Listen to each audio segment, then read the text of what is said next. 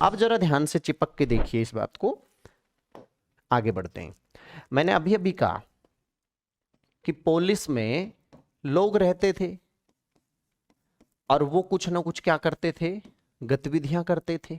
भाई गतिविधि किसके लिए की जाती थी? बोलो सर जीवन यापन करने के लिए, कि मेरा जीवन कैसा हो। हर व्यक्ति ये चाहता था कि उसका जीवन कैसा हो, श्रेष्ठ हो। तो इन गतिविधियों का मतलब था कि ये श्रेष्ठ जीवन के लिए की जाती थी, श्रेष्ठ जीवन के लिए, अर्थात गुड लाइफ के लिए एफर्ट होता था। एक बात बताइए, श्रेष्ठ जीवन के लिए तो कौन सोच सकता है? क्या कोई बुद्धू व्यक्ति सोच सकता है? आप कहेंगे नहीं सर। तो फिर श्रेष्ठ जीवन के लिए इस गतिविधि के संबंध में जो चिंतन है, ये चिंतन वास्तव में दो गुणों वाला होता है। कौन कौन सा? आप कहेंगे सर एक तो तार्किक चिंतन होता है और दूसरा उसकी अभिव्यक्ति भी होती है। अर्थात ये जो गतिविधियां थी वस्तुतः है इनमें क्या किया जाता था? इनमें किया जाता था चिंतन। चिंतन भी कैसा? तार्किक। और फिर उसकी क्या होनी चाहिए? लागू भी होना चाहिए, वो अभिव्यक्ति भी होनी चाहिए। तो इस गतिविधि के दो पहलू हैं। सीधे शब्दों में पोलिस में रहने वाले लोग अपने जीवन को अच्छा बनाने के लिए जो तार्किक चिंतन करते थे और उसकी अभिव्यक्ति होती थी या अभिव्यक्ति की जाती थी, वो सभी क्या कहलाते थे? उस सभी को हम पॉलिटिक्स कहते थे। पॉलिटिक्स। अब समझ में आया? अब सार रूप में आप कह सकते हो, बोलो सर ये तो आपने बड़ी विचित्र बात बता दी कि पॉलिटिक्स क्या है। बेटा पॉलिटिक्स जीवन को श्रेष्ठ बनाने के लिए आप जो कुछ भी करते हैं, जो कुछ भी व्हाटएवर, जीवन को श्रेष्ठ बनाने के लिए। बोलो सर मैं खेती करता हूं, यस इससे आपका जीवन चलता है। मैं नौकरी करता हूं, सर मैं राज्य का प्रबंध करने में महत्वपूर्ण योगदान देता हूं। मैं तो कार चलाता हूं, कोई फर्क नहीं पड़ता। यूनानी परिप्रेक्ष्य में, आरंभिक राजनीति विज्ञान के विचारों में सबसे पहले जो अर्थ निकल के आता है वो यही है कि उन नगर राज्यों में की जाने वाली गतिविधि कौन सी? तार्किक चिंतन और उसकी अभिव्यक्ति। अर्थात जीवन को श्रेष्ठ बनाने के लिए जो कुछ भी थिंकिंग की जाती थी, तार्किक चिंतन होता था और उस चिंतन को लागू करने की जो जहां तक बात आती है, तो ये दोनों ही इस गतिविधि के पहलू हैं जो क्या कहलाता था? पॉलिटिक्स। अब समझ में आया? आज के बाद कभी भी पॉलिटिक्स को केवल और केवल चुनाव लड़ना मत समझना। आज के बाद पॉलिटिक्स को सिर्फ टांग खींचना और एक दूसरे की जो है खींचातान, खरीद फरोख्त मत समझना। अब आप कह सकते हो कि जितेंद्र यादव सर ने हमें समझाया था कि वास्तव में राज्य के अंतर्गत रहते हुए हम अपने जीवन को श्रेष्ठ बनाने के लिए जो कुछ भी करते हैं, जो कुछ भी करते हैं, everything is the part of politics. समझ में आया? अब मैं आपसे एक सरल सी बात करता हूं कि इस तरह का गतिविधि अर्थात तार्किक भी हो और उसकी अभिव्यक्ति भी हो, इस तरह की गतिविधि क्या कोई पशु कर सकता है क्या? आप कहेंगे नहीं सर मनुष्य कर सकता है केवल, क्योंकि तर्क केवल मनुष्य का गुण होता है। तो बेटा ये भी क्लियर हो गया अब आपका कि पॉलिटिक्स जिसे कहते हैं, ये राज्य में मनुष्यों के द्वारा अपना जीवन श्रेष्ठ बनाने के लिए की जाने वाले तमाम प्रयासों को कहते हैं। तमाम प्रयासों को। बड़ी सरल सी भाषा है, एकदम सरल। ठीक है। अब फिर एक जिज्ञासा आती है कि ठीक है सर आपने पॉलिटिक्स तो बता दिया कि ये पॉलिटिक्स होता है, तो फिर एक प्रश्न आपके दिमाग में कौंधता है। प्रश्न ये कौंधता है कि तो फिर इसमें क्या क्या किया जाता है? तो फिर इसमें क्या क्या किया जाता है? क्या क्या होता है? तो इसकी जब आप हल ढूंढते हो तो मैं आपको क्रम से कुछ चीजें बता देता हूं। सबसे पहली चीज तो हम ये चिंतन करते हैं कि भाई समाज कैसा होगा, समाज कैसा हो, ये चिंतन भी किया जाता है। समुदाय किससे मिलकर बनता है, समुदाय क्या हो, कौन इस समुदाय का सदस्य होगा, कौन इसका सदस्य हो, यह भी चिंतन शामिल है। अर्थात कौन नागरिक हो। फिर दूसरा यह भी चिंतन होता है कि इसमें का मतलब इस समुदाय में संसाधनों का बंटवारा कैसे हो। जीवन चलाने के लिए संसाधनों का बंटवारा कैसे हो, एक बात। फिर आता है कि अगर व्यवस्था की बात आए तो व्यवस्था कैसी हो, व्यवस्था कैसी हो, नेतृत्व कौन करेगा, नेतृत्व कौन करेगा। इसका मतलब ये चिंतन भी शामिल है कि भाई व्यवस्था किस किस स्वरूप की हो सकती है, ये भी इसमें शामिल हो गया।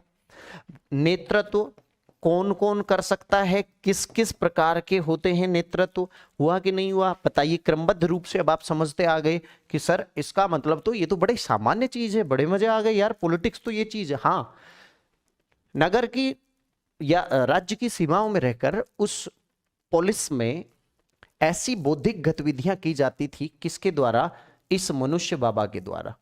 ये क्या करता है, सामान्यतः आप कैसे समझोगे क्या पॉलिटिक्स है, समाज कैसा हो, उसके क्या नियम हो, कैसे बने, किन आधारों पर बने, समुदाय किसे कहते हैं, कौन इसका सदस्य हो, अर्थात नागरिकता क्या हो, किन आधारों पर नागरिकता दी जाए, कैसे अगर कोई गलत कर दे तो उसको नागरिकता से मुक्त किया जाए। इसमें इस समाज में लोगों का जीवन चलाने के लिए संसाधन क्या क्या हो, कैसे कैसे उनका नियमन किया जाए, कैसे उसका बंटवारा करें, इस समाज की पूरी की जो व्यवस्था हो वो कौन सी व्यवस्था हो, और इस व्यवस्था को असल में नेतृत्व कौन देगा, व्यवस्था कैसी हो, लोकतांत्रिक हो कि राजतंत्र हो, यहाँ पे सर्वाधिकारवादी हो या फिर कोई और तंत्र हो।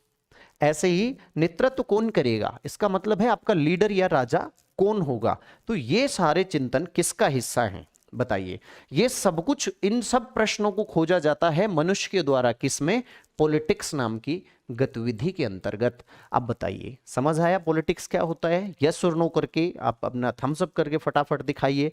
और यदि आपको बिल्कुल सरल अंदाज में समझ में आ रहा है तो इस क्लास को इतना शेयर कर दीजिए कि राजनीति विज्ञान में या राजनीति विज्ञान को कठिन बनाने वाले उन तमाम लोगों को ढेर सारा पाप लगे, जिसकी वजह से आपको इस विषय से डर लगता था। आज इस डर को निकालने के लिए ही हम यहाँ पे आए हैं।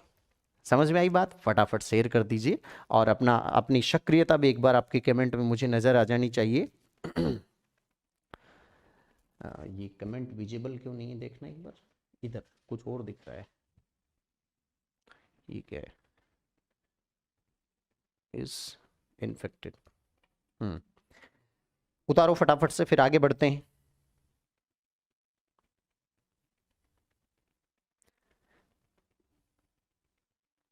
अब एक वार्ता का प्रश्न है कि लास्ट में आप राजनीति किसे कहेंगे।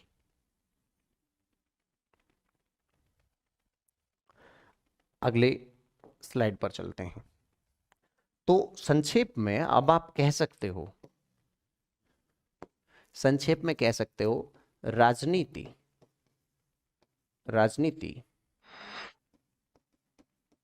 समुदाय में लोगों के जीवन को बेहतर बनाने के लिए की जाने वाली समस्त गतिविधियों को कहते हैं, समस्त गतिविधियों को कहते हैं। अब सबको मजे आ गए होंगे। आप कहोगे सर वो हमारा कॉलेज का जो प्रेसिडेंट है वो जो कुछ करता है वो राजनीति है। कोई कहेंगे सर हनुमान जी बेनीवाल साहब जो करते हैं वो राजनीति है, कोई कहेंगे सतीश पूनिया जो करता है वो राजनीति है। बेटा ये सब तो राजनीति का एक पक्ष मात्र है। वस्तुतः राजनीति तो एक बड़ा ही व्यापक चिंतन है जिसमें जीवन का कल्याण समाहित होता है, ठीक है। तो राजनीति के दृष्टिकोण कितने चलते हैं, बड़े सामान्य से अर्थ में मैं इसको लेकर चलता हूं आगे। राजनीति के दृष्टिकोणों की जब मैं बात करता हूं तो सामान्यतः इसके 3 दृष्टिकोण चलते हैं, सामान्यतः 3 दृष्टिकोण। मैंने कहा मैं किताबें बाद में लेके आऊंगा, पहले क्या करते हैं सरल अंदाज में पढ़ते हैं। 3 दृष्टिकोणों में सबसे पहला तो राजनेता की दृष्टि से देखते हैं वो क्या कहता है, राजनेता का दृष्टिकोण। दूसरा है इससे जुड़े लोगों का, इससे जुड़े लोग, वो क्या कहते हैं। और तीसरा है आप क्या कहते हो। यहां मेरे भोले भाले जो बच्चे बैठे हैं, जो विद्यार्थी बैठे हैं, वो क्या कहते हैं, अर्थात आम लोगों का या सामान्य जन का, सामान्य जन इसके बारे में क्या कहते हैं। देखिए राजनेता तो क्या कहते हैं, राजनेता तो ये कहते हैं भाई जनता की सेवा ही, समझिए इसे। राजनेता इसे किस रूप में परिभाषित करते हैं कि साहब मैं तो जनता की सेवा करने आया हूं। वो अलग बात है कि वो करते अपने पेट की सेवा है, बाकी किसी की नहीं करते। चुपके से बता रहा हूं, किसी को नहीं बताना है। आप कहेंगे सर सर्वविदित है, पूरी दुनिया जानती है। तो इनसे जुड़े, राजनीति और राजनेताओं से जुड़े लोग क्या कहते हैं, ये देखते हैं वही परिभाषित करते हैं, जोड़ तोड़ जुगाड़, बोलो यही राजनीति। और आम आदमी क्या कहता है, आम आदमी इसे बहुत ही नकारात्मक रूप में देखता है, नकारात्मक रूप में, क्योंकि वो देखता है कि बहुत ही गड़बड़ चल रहा है, बस सत्ता की लड़ाई है और कुछ नहीं। इसलिए आप राजनीति को इतना संकीर्ण अर्थ समझ बैठे, ठीक है। यस, सभी को नमस्कार, जो बच्चे बाद में जुड़े हैं गुड इवनिंग। आगे देखते हैं, चलिए। अब राजनीति के अर्थ को तो आपने समझ ही लिया है, तो अब क्या मैं आपसे एक चीज पूछता हूं, क्या यहाँ पे एक कथन महात्मा गांधी जी ने ये कहा था, महात्मा गांधी जी कहते थे कि राजनीति ने हमें सांप की कुंडली की तरह जकड़ लिया है, चारों तरफ से उसने हमें जकड़ रखा है, इससे जूझने के सिवाय अब हमारे पास कोई चारा नहीं है, ऐसा महात्मा गांधी कहते थे। राजनीतिक संगठन व सामूहिक निर्णय के किसी ढांचे के बिना कोई भी व्यक्ति वास्तव में जिंदा नहीं रह सकता। कौन कहते थे, महात्मा गांधी, क्योंकि वो इसके अर्थ को समझते थे। इसीलिए महात्मा गांधी का कथन क्या था, गांधी जी क्या कहते थे कि राजनीति एक सांप की कुंडली की तरह है, एक सांप की कुंडली की तरह है, बस इतना ही, ज्यादा नहीं, जिसने हमें चारों तरफ से जकड़ रखा है, उससे जूझने के सिवाय हमारे पास कोई चारा नहीं है। अगला इसी तरह का एक कथन देखिए, अरस्तु के भी विचार समझिए आप, फिर ये परिभाषा आपके जेहन में बैठ जाएगी अच्छे से। अरस्तु क्या कहता था, अरस्तु कहता था कि राज्य का जन्म, वो देखिए वो कहता था कि राज्य का जन्म व्यक्ति के लिए हुआ है और इसका अस्तित्व व्यक्ति के कल्याण के लिए बना हुआ है। अर्थात वो भी यही कहता था कि राज्य हो या उसमें की जाने वाली गतिविधियां, राजनीति, everything is just close to everybody's life. प्रत्येक व्यक्ति के जीवन में चारों तरफ राजनीति ने हमें घेर रखा है। ये कथन यहाँ पे अरस्तु का था।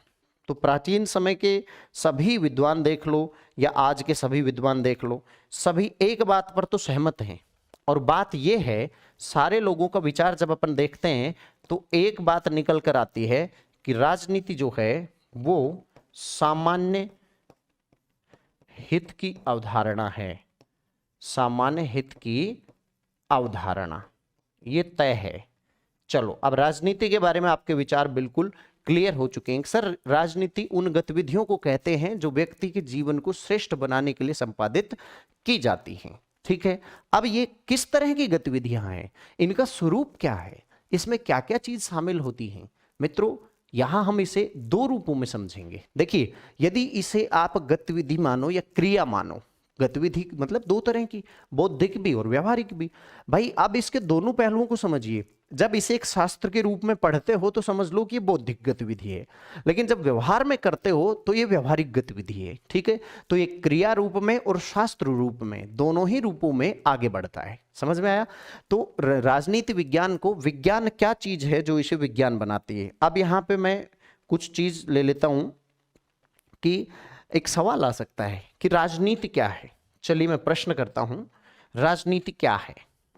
क्वेश्चन है, राजनीति के बारे में बेमेल को छांटिए, बेमेल को छांटिए। देखो बेटा इस तरह का प्रश्न आपकी रेंज में आ चुका है अब कि राजनीति क्या होती है। अच्छा नए दौर का प्रश्न, ये नए दौर की दुनिया है, इसमें प्रश्न भी कुछ इस तरह से बनेंगे। एक तरफ दे देंगे, इधर विचारधारा का नाम दे दिया या विद्वान का नाम दे दिया, और इधर कूट मिलान करवा लेंगे कि क्या है, किसके अनुसार क्या है ये। ठीक है, तो अब हम कुछ विचारधाराओं की दृष्टि में देख लेते हैं कौन लोग इसे क्या कहते हैं। सबसे पहले उदारवादी विचार राजनीति के बारे में, इस प्रश्न का हल खोजने के लिए मैं आपको कुछ विचारों से मिलवाता हूं। तो पहला विचार हमारा है उदारवादी। उदारवादी परिप्रेक्ष्य में उदारवादी लोग क्या कहेंगे राजनीति के बारे में? उदारवादी परिप्रेक्ष्य। अच्छा, आगे बढ़ने से पहले मुझे एक बार फिर से बता दीजिए, जो बच्चे ध्यान से पढ़ रहे हैं, आपको मजे आ रहे हैं कि नहीं आ रहे हैं? पढ़ा हर चीज आत्मसात हो रही है कि नहीं हो रही है? एक बार थम्स अप करके बताइए और कमेंट भी करिए। कोई चीज मैं बराबर आपकी कमेंट लेता रहूंगा, क्योंकि इसी बहाने से हम आप लोगों से मिलते हैं। ठीक है, तो उदारवादी परिप्रेक्ष्य में राजनीति क्या है, क्या कहता है? वो कहता है कि ये हितों का संघर्ष है और हितों में सामंजस्य बैठाने की एक प्रकृति है। अर्थात वो राजनीति को संघर्ष के समाधान के रूप में देखते हैं, संघर्ष के समाधान रूप में, संघर्ष के समाधान का साधन। ये लो, राजनीति क्या है इस रूप में देखते हैं। कौन लोग? ये उदारवादी। बोलिए उदारवाद कौन है? थोड़ी देर बाद बताऊंगा इसको। तो कोई पूछ ले कि संघर्ष किसके मध्य साहब, तो आपसी अपने अपने हितों, हर व्यक्ति का, हर समाज का, हर समूह का अपना अपना हित होता है। तो उदारवादी लोग कहते हैं कि हम जो कुछ भी अपना हित साधने के लिए करते हैं, बेसिकली उनके मध्य कोऑर्डिनेशन, तालमेल, या उनके मध्य संघर्ष जो होता है उसका समाधान किन किन तरीकों से किया जाए, कौन करे, किन नियमों से करे, बस यही राजनीति है। तो संघर्ष के समाधान के रूप में राजनीति को किसने देखा? फटाफट बताइए। संघर्ष के समाधान के रूप में उदारवादी लोग इसको देखते हैं, उदारवादी लोग देखते हैं। समझ में आया? अब एक प्रश्न यहां आपके दिमाग में, सर उदारवाद क्या होता है? ये एक विचार है जो व्यक्ति को समझदार मानता है। बस छोटा सा बताऊंगा, ज्यादा नहीं। ये एक विचार है शासन का जो व्यक्ति के बारे में कैसी सोच रखता है, उदार। यार एक बात बताओ, आप व्यक्ति के बारे में उदार तो नहीं थे, क्योंकि शासन की जो अवधारणा है वो एक नकारात्मक अवधारणा है, क्योंकि इसमें दो पक्ष होते हैं। एक तो होता है शासक और दूसरा होता है शासित। बेटा शासक और शासित यहां है, तो यहां दबने और दबाने का सा भाव आ रहा है। इसलिए परंपरागत जो शासन की अवधारणा है ना, वो वास्तव में कैसी अवधारणा है? नकारात्मक है। वो उसमें क्या है, वो ये मानकर चलती थी शुरू में कि व्यक्तियों को समझदारी नहीं है, ना उन्हें अपने हित का पता, ना औरों के हित का पता, तो व्यक्ति को नियंत्रित करना पड़ता है। लोक प्रशासन में आपने पढ़ा होगा, डगलस मैकग्रेगर की XY थ्योरी चलती है ना। वो मनुष्य के बारे में दो विचार रखता है। सिद्धांत X मनुष्य को नकारात्मक प्राणी मानता है और सिद्धांत Y क्या कहता है कि ये तो बड़ा समझदार है। अच्छा, ये विचार भी व्यक्ति को समझदार मानता है। उदार कैसे साहब? उदार क्यों हुआ? अरे अचानक तो सपने में इसे दिखा नहीं था। ये उदारवादी क्या मानते हैं? ये मानते हैं, दोबारा लिख देते हैं, संघर्ष के समाधान का साधन। ये लो, कोई दिक्कत नहीं है। ये व्यक्ति को क्या मानते हैं, यहां से लिख देते हैं, ये व्यक्ति को विवेकशील मानते हैं, समझदार मानते हैं। सर कैसे अचानक, क्यों भाई? अरे व्यक्ति ने साबित कर दिया, उसने बुद्धि साबित कर दी, रेनेसा हुआ, पुनर्जागरण हुआ, औद्योगिक क्रांति हुई, नवीन आविष्कार हुए, नवीन आविष्कार से औद्योगिक क्रांति आगे बढ़ने लगी। तो इन चीजों ने व्यक्ति को क्या साबित कर दिया? व्यक्ति विवेकी है। व्यक्ति विवेकी है तो उसके लिए शासन को भी कैसा होना चाहिए? उदार होना चाहिए। आप उदार हो तो व्यक्ति स्वयं विवेकशील है, वो अपना हित अहित सब जानता है, तो वास्तव में वो किसकी तरफ बढ़ेगा? वो सबसे ज्यादा मांग स्वतंत्रता की करता है। तो उदारवाद एक सोच है जो किसको केंद्र में रखकर चलता है? स्वतंत्रता को केंद्र में रखकर चलने वाले समस्त, अर्थात इनकी सोच में व्यक्ति बड़ा समझदार है, ऐसा जो विचार है यही उदारवाद है। Is it clear?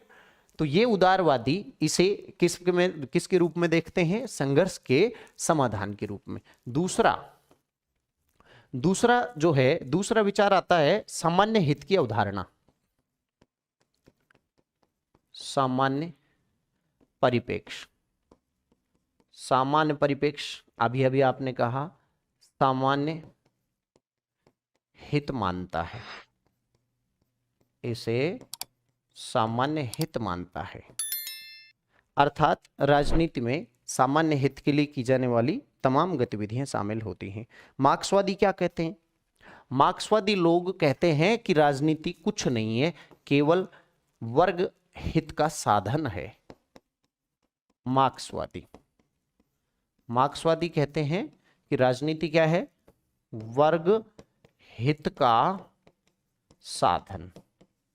अर्थात दूसरे रूप में कह सकते हो कि इसमें एक वर्ग है जो धनवान है, दूसरा गरीब है।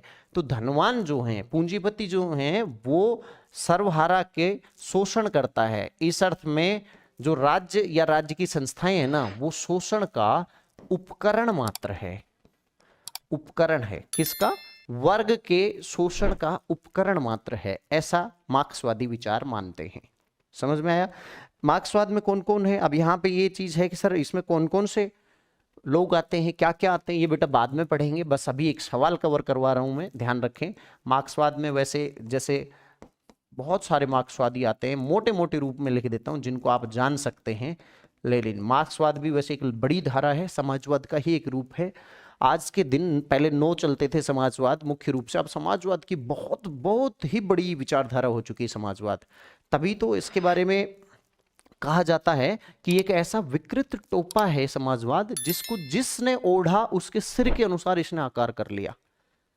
अर्थात मार्क्सवाद की कोई एक परिभाषा नहीं है, अलग अलग धाराएं चलती हैं। इस समाजवाद की, इस समाजवाद में एक समाजवाद की स्थापना को बड़े सिस्टमेटिक तरीके से, क्रमबद्ध तरीके से बताने वाला एक विद्वान हुआ, बड़े वैज्ञानिक तरीके से बताया उसने, इसीलिए उसके विचार को वैज्ञानिक समाजवाद कहा। और वो कौन था? वो था मार्क्स। तो इस वैज्ञानिक समाजवाद, ये मार्क्सवादी लोग हैं, मार्क्स है, लेनिन है, क्राटस्की है, माओ है और ग्रामसी है, फिर पोस्ट मार्क्सिज्म के बहुत सारे विचारक आ जाते हैं। ये क्या मानते हैं कि राजनीति में वास्तव में राज्य क्या है? शोषण का एक उपकरण मात्र है। कम्युनिस्ट मैनिफेस्टो का प्रथम वाक्य क्या कहता है? इसकी एक किताब थी कम्युनिस्ट मैनिफेस्टो, उसका प्रथम वाक्य यही कहता है कि अब तक का इतिहास उठाकर देख लो, वो पूरा का पूरा इतिहास वर्ग शोषण का पूरा वर्णन है, उससे भरा पड़ा है। चलिए आगे शक्ति पालन के रूप में देखने वाले कौन कौन लोग हैं और वो उसे क्या कहते हैं? समकालीन विचारक या शक्ति सिद्धांत। शक्ति सिद्धांत इसके बारे में क्या कहते हैं? इसे कहते हैं कि राजनीति शक्ति का ही अध्ययन है। शक्ति का ही अध्ययन है। इसमें कैटलिन है, लासवेल है, मार्गेंथ्यू है, बहुत सारे विचारक आते हैं। वो वस्तुतः ये मानते हैं कि देख भाई, इस समाज में गुरुजी जो कुछ होता है ना, हर व्यक्ति अपनी इच्छानुसार दूसरे को प्रभावित करना चाहता है। अर्थात अपने हितों को साधने के लिए वो अन्यों पर किसी न किसी साधन से प्रभाव डालता है। तो ये प्रभाव प्रक्रिया जो है ना, यही शक्ति कहलाती है। तो इन्होंने कहा कि राजनीति में सबसे बड़ा उपकरण क्या है? शक्ति है। तो शक्ति का अध्ययन करो, बाकी चीजों को छोड़ दो। ये लोग कौन थे? ये शक्ति विज्ञानी थे। राजनीति शक्ति का अध्ययन है। राजनीति वास्तव में क्या है? एक आर्थिक वैचारिक शक्ति है। इन लोगों ने क्या माना कि शक्ति कितने प्रकार की? राजनीतिक, वैचारिक और आर्थिक के रूप में मान्यता दी। ये एलन बोल का वर्गीकरण है वैसे, राजनीतिक, वैचारिक और आर्थिक। आप इस वर्गीकरण के चक्कर में नहीं पड़े, मैं सिर्फ उदाहरण दे रहा था, बस इतना समझ लीजिए। लेकिन शक्ति विज्ञानी राजनीति को शक्ति का अध्ययन या एक प्रभाव प्रक्रिया मानते हैं। शक्ति का ही अध्ययन, ये दूसरा शब्द कह सकते हो कि प्रभाव प्रक्रिया। राजनीति क्या है? राजनीति एक प्रभाव प्रक्रिया है। अब सवाल हो गया पूरा। राजनीति के बारे में बेमेल को छांटिए, या राजनीति के बारे में जो गलत है। इधर ऑप्शन है उदारवादी, सामान्य परिप्रेक्ष्य, मार्क्सवादी और शक्ति सिद्धांत। उदारवादी क्या मानते हैं? वर्ग संघर्ष या संघर्ष के समाधान के साधन के रूप में। सामान्य परिप्रेक्ष्य किए सामान्य हित को साधना ही राजनीति है, तमाम गतिविधियां इसके अंतर्गत आती हैं। मार्क्सवादी क्या कहते हैं? मार्क्सवादी इसे शोषण का उपकरण मानते हैं या वर्ग हित का साधन मानते हैं। शक्ति सिद्धांतकर्ता क्या मानते हैं? शक्ति सिद्धांतकर्ता मानते हैं कि ये क्या है, एक प्रभाव प्रक्रिया है। समझ में आया बेटा? छोड़ो कल की बातें, हो गई बात पुरानी, नई सुबह से एक नई लिखेंगे और कहानी। अब पता नहीं क्या था वो, आप समझ गए होंगे शायद मैं क्या कहना चाहता हूं, लेकिन इतना तय है कि अब जो प्रश्न आएंगे ना वो इस प्रकृति के प्रश्न आने वाले हैं। पहले जो प्रश्न आते थे उस दायरे से हम काफी आगे बढ़ चुके हैं। हमें यानी जितेंद्र यादव को आपके गाइडेंस के लिए लाया गया है, तो कुछ सोच समझ कर ही लाया गया है। क्वालिटी एजुकेशन की एक परंपरा रही है, ये बहुत ही क्वालिटी मेंटेन करता है यहाँ पे। ठीक है, इस तरीके के प्रश्न आ सकते हैं, इनको ध्यान में रखते हुए हम आगे बढ़ेंगे। तो अब तक क्या समझे आप? अब तक समझे कि राजनीति क्या होती है। ठीक है।